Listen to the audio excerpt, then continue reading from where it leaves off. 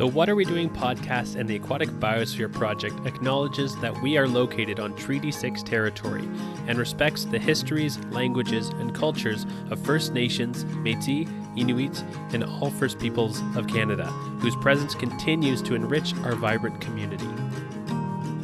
Sea otters are one of the most iconic species off of the west coast of North America. They're always found in kelp forests, tied up with kelp, sleeping up on top of the surface and then diving down to get their food from the bottom. We actually lost sea otters off the coast of Vancouver Island and Canada's west coast. We had to reintroduce them from Alaska. And today we're talking with Linda Nichol from the Department of Fisheries and Oceans all about the reintroduction, what's currently happening, and why they can have problems with fisheries. So sit back and relax and get ready to learn a little bit more about sea otters and what is happening to them right now in Canada.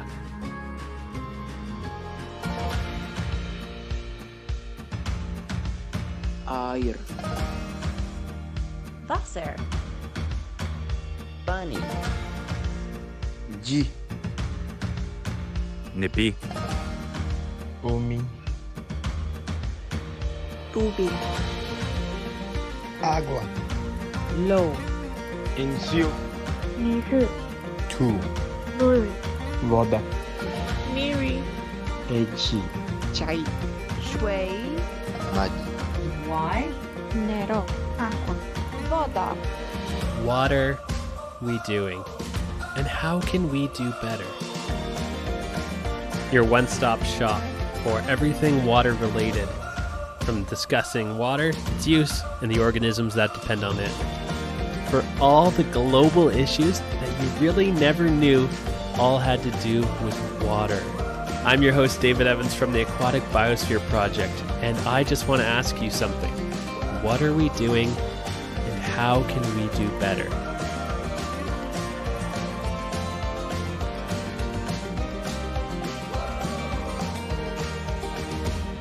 So welcome to another deep dive episode of the What Are We Doing podcast. So today I'm so excited to learn all about sea otters, Vancouver Island, and talk with one of the experts in the field. I'm speaking with Linda Nichol today. Linda, do you mind just introducing yourself, and can you tell us a little bit about what you do? Yes, my name is Linda Nichol, and I'm a research biologist at the Pacific Biological Station in Nanaimo. So I work for Fisheries and Oceans Canada. And our focus in our group is around conservation. So it's research that is in support of conservation. So often, if we want to conserve species, we need to understand what their needs are in terms of habitat or food, or what are the threats to them from human activities. And then if we can understand these things, then we have a better chance of making management decisions to support the recovery. Awesome. So many Canadians, we don't live near the ocean, and I can just see out your window that it looks like you're in a beautiful place. And well, definitely jealous when I have snow still outside of my window here. But to get us started with your focus being on sea otters and other marine mammals, can you tell us a little bit about the history of sea otters off the west coast of Canada?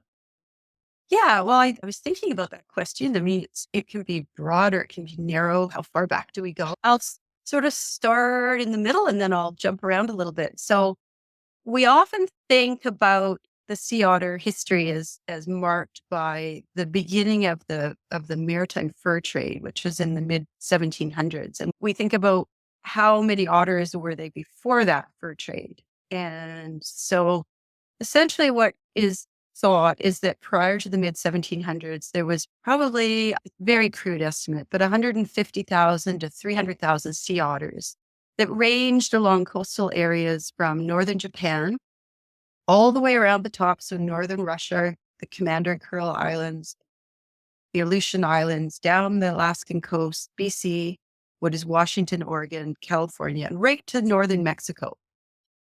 That is the full range of this species. The sea otter, well, its nearest ancestor first emerged in the North Pacific, appeared about 2 million years ago.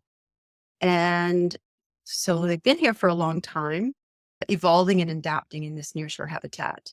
And we know that it's certain that the indigenous peoples who have lived along these coastal areas hunted sea otters for their pelts and traded their pelts prior to the fur trade. So there was the existence of humans and the existence of otters throughout these areas. So then along came first the Russians in the Bering and Commander Islands. And in the early 1700s, 1740, and they found sea otters and began to hunt them. And then later on, the famous trip of Captain Cook, he arrived at Nootka Island in 1778. So quite a long time ago. But he got a ship that probably wasn't as big as we imagined. And his crew traded with the Moachut people who lived at Yukon, at their village, because that's where they were. He traded for a relatively small number of pelts, these beautiful, luxurious pelts.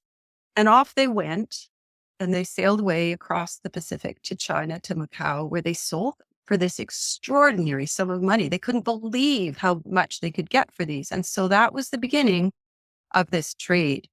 And so following that, trading vessels, European and American trading vessels, would come to the coast annually every year, and they'd spend months on the coast trading with the indigenous people to acquire these pelts from them that the indigenous people would have been hunting, presumably through the winter in anticipation of their arrival. And so this went on for quite a while, but not as long as you might think. And so by the mid-1800s, so less than 100 years later, this trade was over. Wow. And the reason it was over was because it wasn't really worth the traders coming to the coast anymore, because they weren't going to be getting very many sea otter pelts. So that sort of was the end of that fur trade. They were still hunted, but there wasn't a big trade. And in jumping ahead to 1911, which is another date when there was an important fur seal treaty that was signed that had just a little bit to do with otters. Otters aren't fur seals.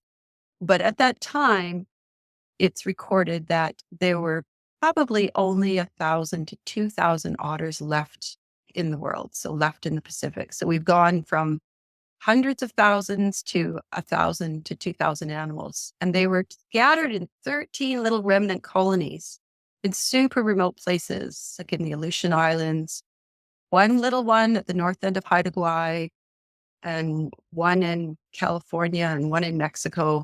At any rate, these colonies numbered 10 to 100 animals, so really small. And they continued to be hunted, so that the one in Haida Gwaii, this little tiny one that was known to have been there in 1911, was pretty much gone by 1920.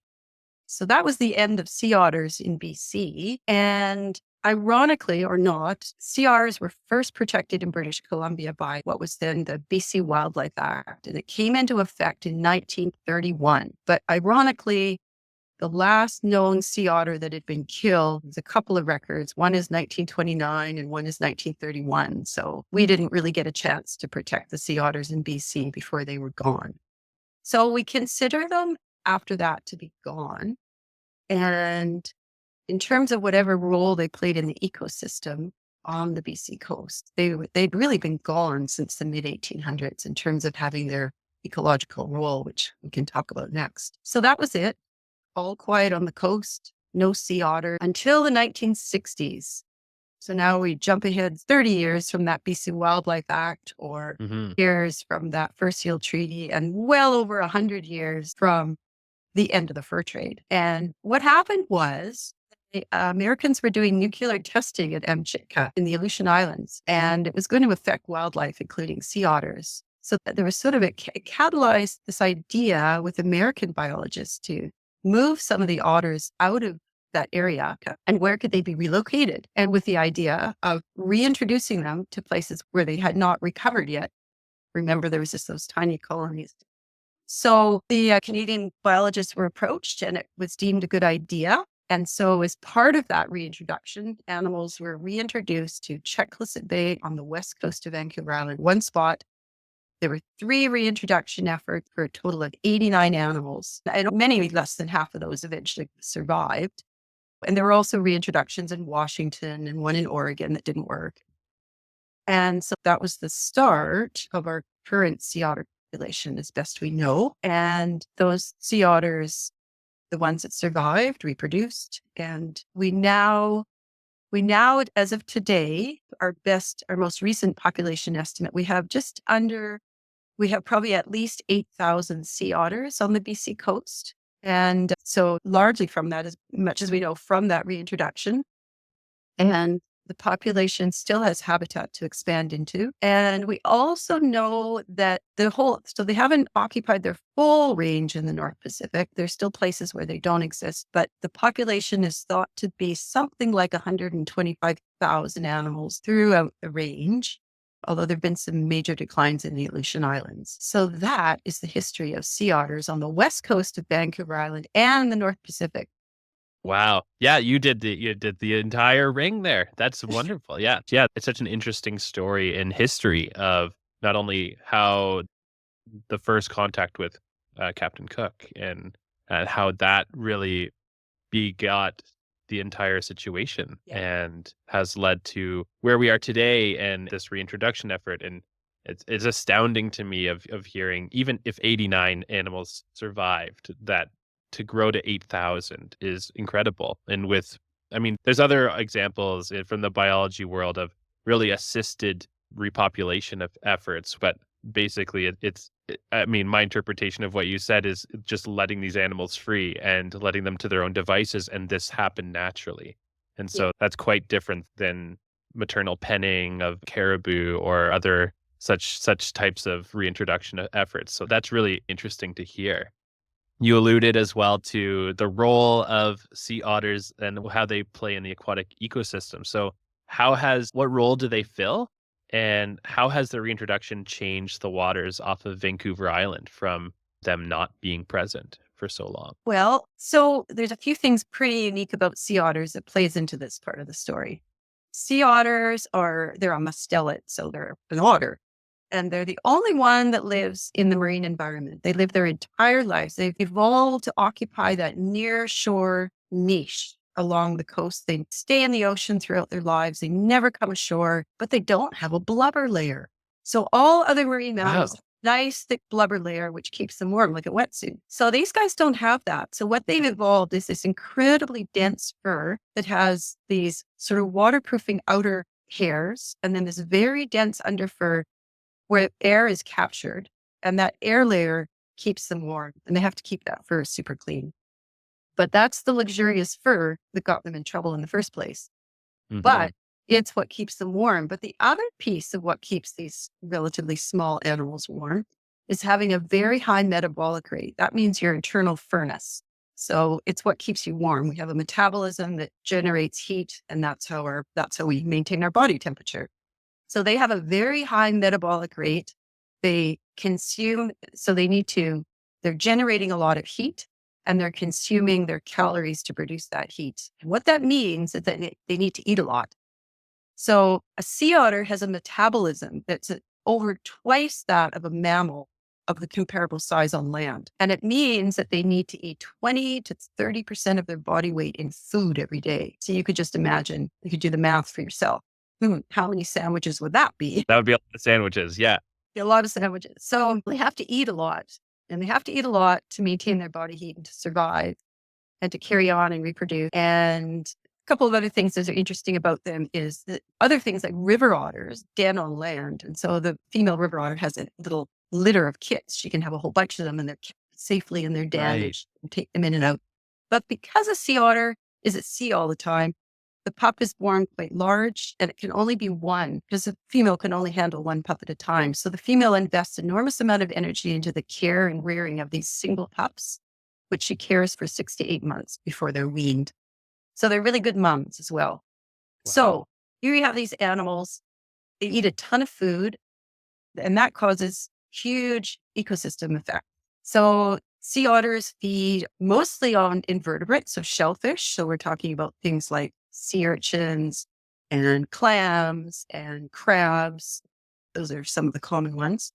And they get those mussels, and they get those things by diving to rocky ledges, and they pry these things off with their really strong forelimbs, and they carry them to the surface, and then they use their very dexterous paws and their really powerful jaws to pry and crush these things and open them up and eat the insides. So there they are, diving up and down doing this. And they're eating a lot of invertebrates, these shellfish. So you might imagine that eating a lot of invertebrates could have a real effect on an ecosystem. So let's go back to the mid-1880s. Sea otters were essentially removed from this role in the ecosystem. So all these Right. invertebrates are sitting around with no predator. Woo! There's nobody eating me. Nobody. I'm a sea urchin. There's nobody eating me. So the sea urchins and the abalone and all these species were released from their main predator. And these animals are herbivores, they're grazers, like an ungulate, like a cow, right? They graze on kelp, they eat kelp. And because they didn't have any predators, they were grazing and grazing and they were keeping the kelp from growing. So the kelp forests would have disappeared. You would have only had these kelp forests as a fringe right near the shore where it was actually not great habitat for some of the invertebrates. So these kelp forests were small and you'd have these areas that were carpeted with invertebrates. So we often talk about sea urchin barrens. So areas that are just carpeted with sea urchins. So this is the classic story of sea otter effects in rocky habitats. So the sea otter was reintroduced, comes back. And as the population recovers in an area, these animals, they stay in one area, they don't move, and they start eating these invertebrates. They begin to reduce their numbers. And these urchins and things are going, oh, my predator's back. And so as their numbers are reduced, this allows the kelp forest to grow. So that's one of the effects we see is increasing sizes of kelp forests because they're these grazing invertebrates are reduced in number and size. So in areas where sea otters have been occupying for quite a while, these kelp beds can be really big. In fact, 19 times bigger than in areas where sea otters don't occur. And they extend further into the deep. They can be 4 times deeper. So much, much bigger kelp forests. And why do these matter? Well, there's a whole bunch of things that are kind of cool about kelp forests. One for us to think about is carbon sequestration. So that's a nice thing for us. But from another ecological perspective, they provide really important habitat for rockfish and other types of juvenile schooling fish that live in these kelp forests. So you have a lot of fish. The kelp forest also helps to entrain or keep shellfish larvae when they're spawned from disappearing off into the ocean and spreading far and wide into all the wrong habitat. When a shellfish spawns, their larvae are more likely to settle in good habitat because they're not washed away. They've got this kelp forest to kind of restrain the currents in the water. Yeah. The other thing that's happening is those urchins and abalone, for example, that used to go around grazing all the kelp, well, they've reverted to their other existence, which is to live in crevices. So they're there. They're not as high densities, but they're living in crevices and they're feeding on what we call the detritus, bits of kelp that are raining down. So they just become detritus feeders. They sit there and feed like that. So you have a system in these rocky habitats where you have fewer of these large invertebrates, much fewer, but a greater diversity of organisms. And in many ways, a more productive system where the whole system is being fed from this carbon from the kelp forest. And also the kelp forests help to buffer shorelines from storm and erosion, which may become important with more climate change. So that's kind of this classic story with this trophic cascade of what happens in what we call rocky habitat. But sea otters also eat things like clams in soft sediment habitat. And so there are also things going on in soft sediment habitats, some of which is just beginning to be looked at. So we have what are called on this coast eelgrass beds, which is a type of grass. And otters will dig in these eelgrass beds often for clams to feed on. And it turns out there's a recent study, it's pretty cool, that shows that by doing this, by disturbing the eelgrass, they're actually disrupting the eelgrass so that it causes them to reproduce more. They have 2 types of reproduction, do sexual reproduction. And this increases the genetic diversity of the eelgrass bed itself, which helps to improve resilience in the eelgrass. Very cool. Yeah. So there's all these interesting trophic cascades and feedbacks from sea otter foraging. And what I'm describing to you is just sort of a thumbnail sketch of a whole suite of really interesting studies that have been done over the last 20, 30, probably 40 years. Because the return of the sea otter has allowed for this incredible opportunity to look at the recovery of a species and the reconnection of all these interactions between species that existed when the otter was there. And it's been made possible by the removal of otters and then the reintroduction. And so it's made us realize how important all these interactions are. So it's not just the otter itself, but it's all the things that it creates. So that's pretty interesting. That's absolutely interesting. And yeah, it just reminds me of like the trophic cascades of the really famous example of wolves in Yellowstone and Yes. how that's changed that ecosystem entirely. And it reminds me of beavers changing like as an ecosystem engineer and changing those systems as well. And yeah, I mean, the sea otters are just absolutely adorable as well. And I think it's hard to argue that as well. I'm so excited to thank today's sponsor, the Canadian Ocean Literacy Coalition, as we were awarded the Blue Creators Grant. We're so thankful to the Canadian Ocean Literacy Coalition for helping to continue this podcast. The Canadian Ocean Literacy Coalition is empowering Canadians to better understand, value, and care for the ocean. They launched in 2018 and is a nationally and internationally recognized catalyst and center for ocean literacy collaboration, research, and innovation. They convene and lead collaborative action across regions, sectors, and scales, and their work focuses on education and engagement, research and impact, leadership, and advocacy. We're so excited to be part of that group.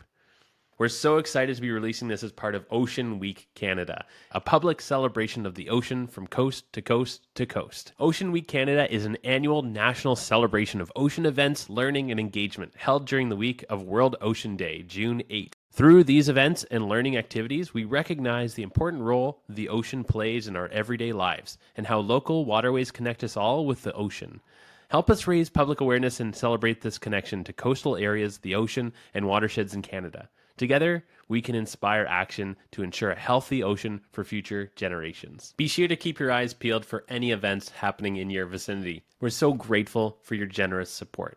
Now, back to our episode.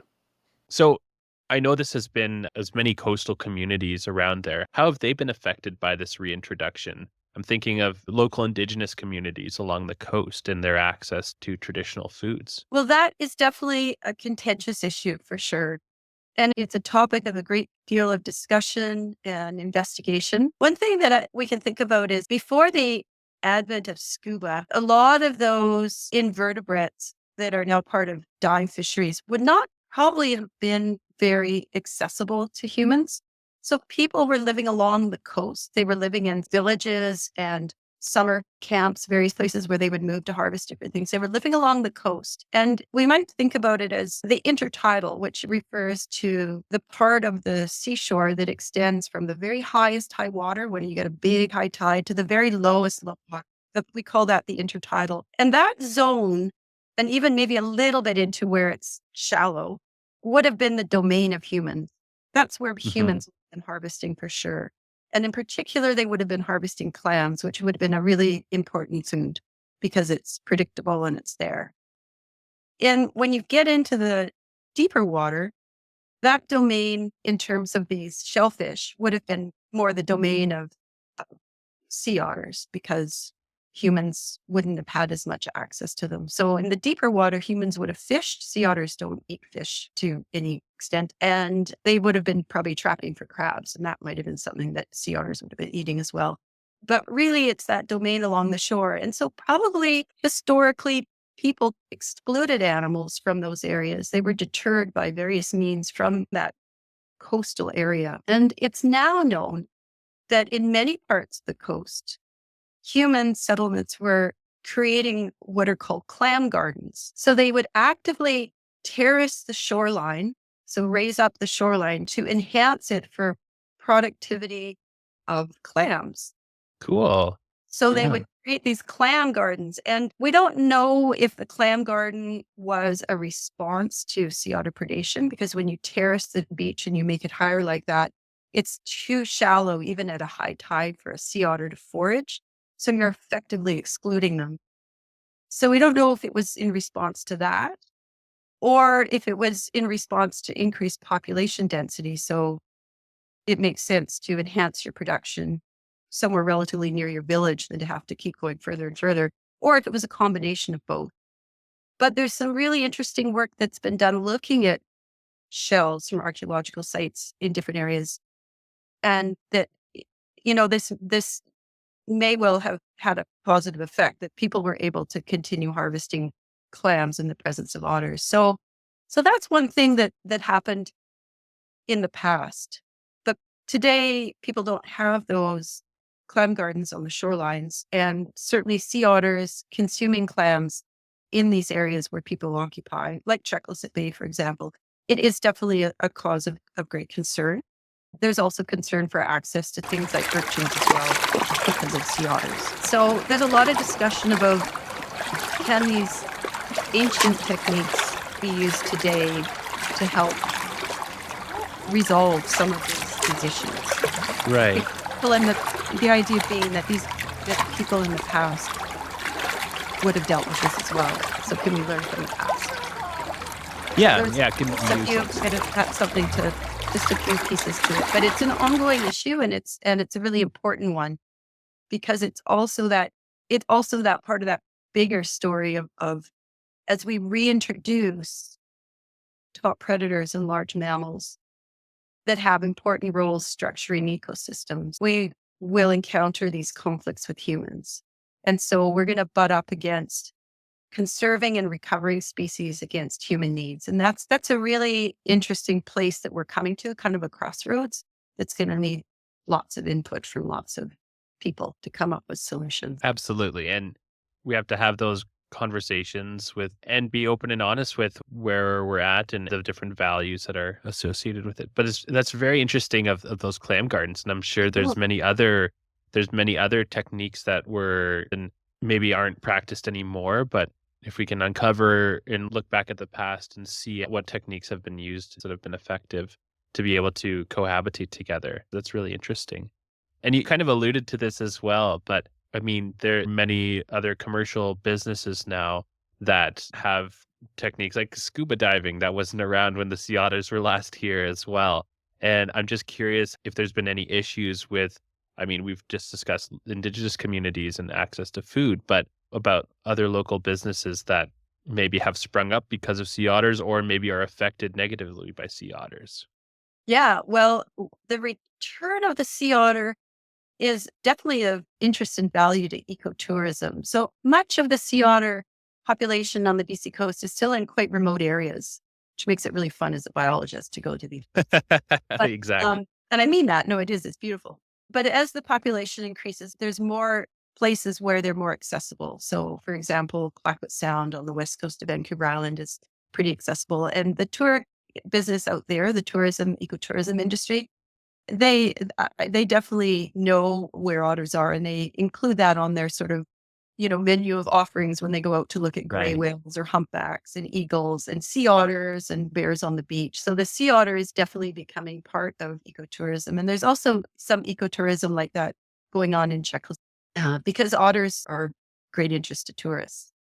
On the other side, sea otters and commercial dive fisheries don't go together well. So where sea otters have returned and come to occupy an area, there just isn't the density, the size of commercial, of things like urchins and sea cucumbers to sustain those fisheries. Even crab fisheries are affected by them as well. So sea otters are in conflict with those fisheries for sure. Yeah, that's a reality. There's also, though, a paper that's come out recently. It's in Science, which looked broadly at the socio-ecological costs and benefits of otters on the west coast of Vancouver Island. And it was sort of a way to measure these things.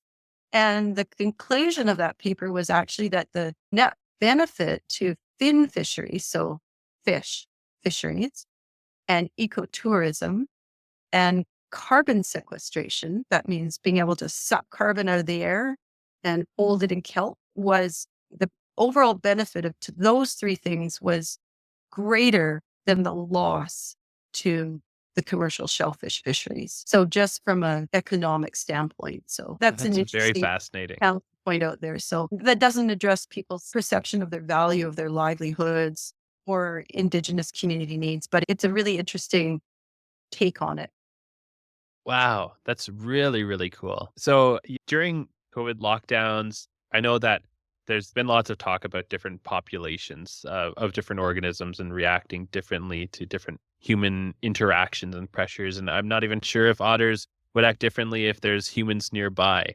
But have there been any noticeable effects on sea otter populations due to decreased or increased human traffic in their areas? Not that I'm aware of during COVID, but I can imagine sea otters.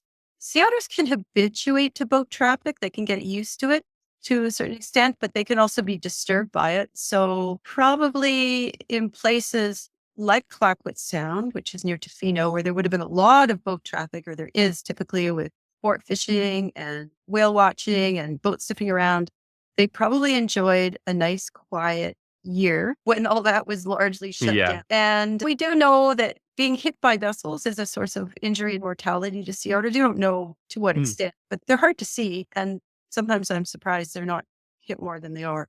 So, we can imagine that during that period of time, there might have been less of that. But I really have no statistics on this at all. Thank you so much to the Environmental Studies Institute of Grant MacEwan University, based in Edmonton, Alberta. We're so grateful for the sponsorship and the support from this program. The Institute is designed to foster the development of a human population that is aware and concerned about the environment. This is achieved by developing knowledge and increasing the capacity of individuals and groups to find solutions that contribute to a healthy and sustainable environment. And we're so excited to be a part of that as part of this podcast. We're so grateful for your generous support. Now, back to our episode. Yeah, and you mentioned that you not only focus on sea otters, and I could ask you a bazillion questions about cetaceans off of the coast of Vancouver Island. But I know one of the questions that keeps coming back up to me and I keep seeing mentioned is, what are the issues about underwater noise in cetaceans that I keep understanding isn't an issue we're understanding more and more about, and how they react to noise? And yeah, what's the relationship between cetaceans and underwater noise? Well, the thing with cetaceans is that they spend their lives almost entirely underwater, except when they come up to breathe. And they use sound both to communicate actively, and they use sound to listen passively to identify prey and things in their environment. And species of dolphins and porpoises and killer whales, which are a big dolphin, use active echolocation to locate prey and objects in their environment. So being able to listen, being able to hear, being able to make it sound, being able to be heard are all really important. So it's a really important modality for cetaceans. So it's a bit like the cocktail party where you're trying very hard to concentrate on the person in front of you when there's a whole lot of people around you. You're shouting to be heard.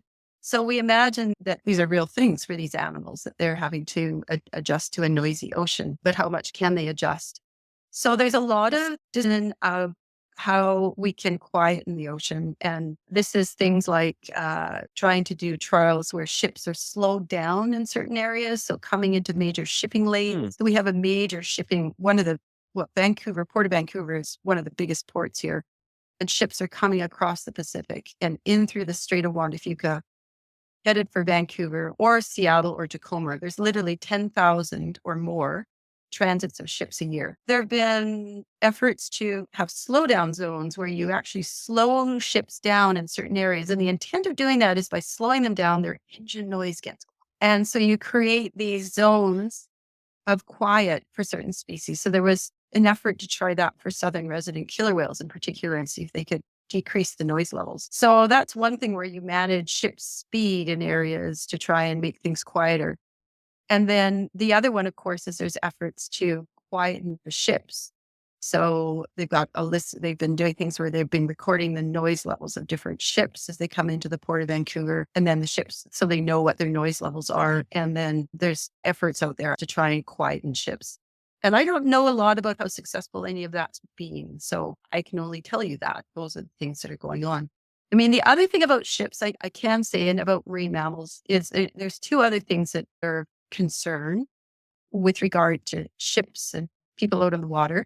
And that is ship strike. And the other one is entanglement in fishing gear, which some of our species of whales, even as they're recovering well, like humpback whales are recovering really well on the coast, and gray whales, is entanglement for these species in fishing gear is a growing problem. It's a bit of a problem. And ship strike, though, I think a lot of people don't think about it, but we all know about high speeds on highways. So what's the difference in the ocean? When you've got shipping lanes, you've got ships coming across the ocean at really high speeds, coming into coastal waters, or even when they're far offshore, coming at very high speeds.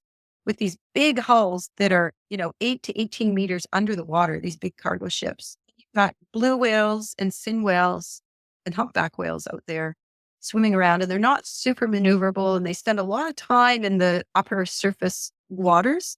These animals are getting hit by these ships. And studies have shown that speeds over 12 knots result in serious injury, and pretty much over 16 knots, you're looking at mortality. So that is an issue that's getting a lot of attention right now, is to try and understand where whales are congregating in relation to shipping lanes and what we can do about it. So slowing ships down, it can do things. You can deal with noise, getting hit by a ship. So those aren't happy stories, but those are the kind of problems that we know about. And that's where science comes into play. We say, well, where are those whales?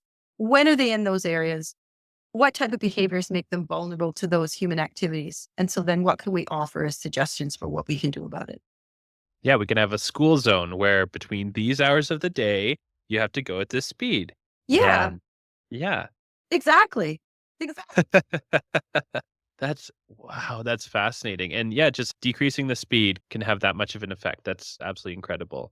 And it's another story of where we don't see how our effects are felt. And especially on a large ship like that, like on these large vessels, how would the people even on board know that they've hit a whale or something like that? They And don't. They have no idea. It's not till they get into coastal waters and the carcass is often wrapped around the bulbous bow. They don't even know because they're yeah, so big. Though we have a recent one in the news. There was a recent fin whale washed up dead in the Strait of Georgia here, and it looks like it was blunt force trauma was the cause of death. And it's a fin whale that had been seen around in the Strait of Juan de Fuca and Puget Sound recently. So it was hit by a ship. So that's absolutely devastating. Oh, yeah. And we're seeing this because these animals are recovering. So in the past, we wouldn't even have Right. fin whale because we never saw them. They were far and few between. And commercial whaling had decimated the population. So on the plus side, we're seeing more of these animals. And so we're seeing these issues as well. Exactly. We're able to identify it and how we can do better. Yeah. So I guess another question was, are sea otters negatively affected by sound frequency? I know you said that they can get habituated to boat traffic, but is there a difference between that boat traffic and the big boats with the big sound? I think so. I've not heard of, sea otters spend most of their time with their heads out of the water. They're floating on the water with their heads up. They don't use sound to communicate underwater. They don't use sound to find food. They just dive down. They use their little paws. And they actually don't have very good hearing sensitivity. So I'm not aware of anything that would suggest that they're having an issue with shipping noise. And also where they are, which is really close to shore, they're not typically where those big ships are. I think if anything, it's probably disturbance would be just from vessels going by and disrupting resting groups of animals is more of the concern. Right. So Okay. Well, that's good. Yeah. we don't have to worry about that. Yeah. Take that one off the list.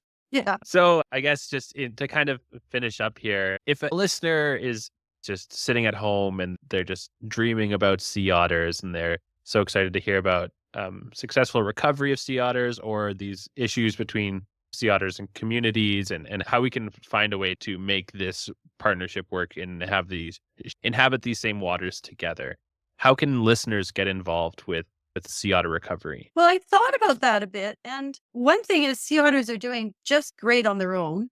So, unlike other species, we haven't really needed to help them along in their recovery.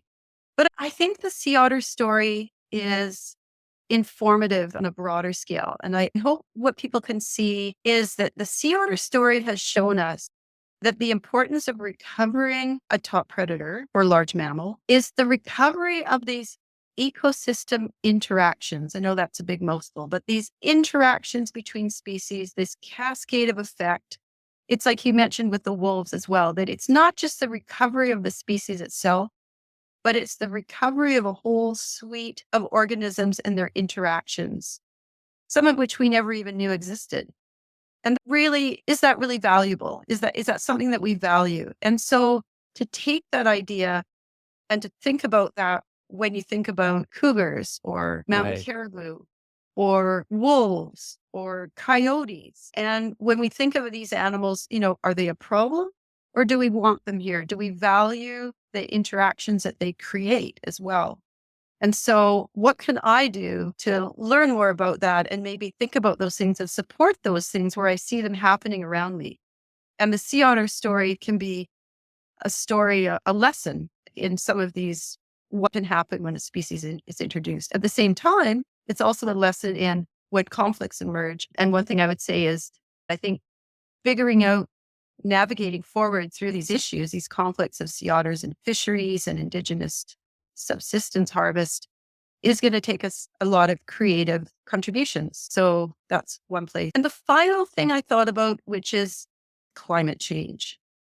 So climate change really matters. And sea otters feed on shellfish. They feed on shellfish with calcareous shells. And you touched on that with acidification. Ocean acidification is probably going to be a really big deal for these animals because it's going to affect their prey. We don't know exactly what's going to happen, but ocean acidification is going to be a real problem for hard shell prey. So what is that going to mean for a sea otter's food? So what that means is we all can have a part in trying to do what we can to combat climate change and support or make choices that may help us to reduce our carbon output. So sometimes the really big things can help little things. And so those are just some broad things that I can think of. I love that. And I love how you tied in ocean acidification. And that's 100% going to be the direct impact on sea otters and how you can frame your thought process about climate change and how you can frame it in having specific effects that you could see and thinking about your actions. If it's too broad of an existential threat, you can think of it in a more narrow framework of my decision is for this purpose. I love that. That's really beautiful. And my final question to you is just what led you into this career path and how did you get to where you are and what inspired you to go along these roads? I know I'm throwing this out at you, but it's a nice, fun one to end with. Well, I must say I'm incredibly lucky. I spent my childhood along the shores of the Strait of Georgia. So I grew up out here and I spent all my childhoods on shore and in the intertidal. And I had just a full interest and fascination about the marine environment. And marine mammals were always intriguing. And I think it was because they were kind of rare. So I'm not that old, but I could tell you that when I was a kid in the 70s, seeing a harbor seal was a big deal. And the reason was that the harbor seal had been pushed to very, very low levels by bounty hunting and commercial hunting. So there was probably only 10,000 seals in BC. So when we would see one from the shore, we'd be like, oh my goodness, this is really exciting. So I kind of got this interest in marine mammals quite early on. And so I was fortunate enough to pursue that. And I did a master's degree on killer whale foraging ecology. And then after many years of doing various things, this opportunity to work on marine mammals with fisheries and oceans came up. That's awesome. And sounds like you're living the dream. Well, no, all dreams just sound like dreams. There's not, life no, let's be clear. Life has its scratches and bumps. I just gave you a polished surface. That's probably not true. Yeah, you're absolutely right. I like to say when people say that they envision what I typically do on a day-to-day basis, it's you can paint it with whatever stroke you like, but the reality isn't always as beautiful and as rose-colored glasses as many people would like to imagine it as. Yeah. Right. It's like Facebook. Everybody makes the best, Facebook. Exactly. Well, thank you so much for speaking with me on the podcast. And I'm so excited to share this with listeners and to share the story of the sea otter recovery and what we're doing about it. So thanks so much for your time. Okay. That was great to talk to you. Thank you so much for listening to today's episode. And thank you so much, Linda Nichol, for speaking with us about so many topics, but really just telling us the story of the sea otter and why we should care. Now, if you want to know anything else about sea otters, there'll be lots of notes in the show description. So please go down, check those out, and be sure to just keep staying curious. These amazing creatures are coming back and you should go visit them. They're really, really cool. My name is David Evans and I'm the host and producer of the What Are We Doing podcast. And I'm just so excited to thank all of the other support that I have from the Aquatic Biosphere Project and the rest of the team. Big shout outs to Paula Pullman and Dr. Ross Shaw, as they've been super helpful. Also, this episode was edited by Leanna Bresson from McEwen University. Thank you so much, Leanna, for all of your help throughout this entire process. Hey, if you're listening to this as a podcast episode, be sure to go check us out on YouTube. This is also a video now. Who knew it? Thanks so much, and it's been a splash.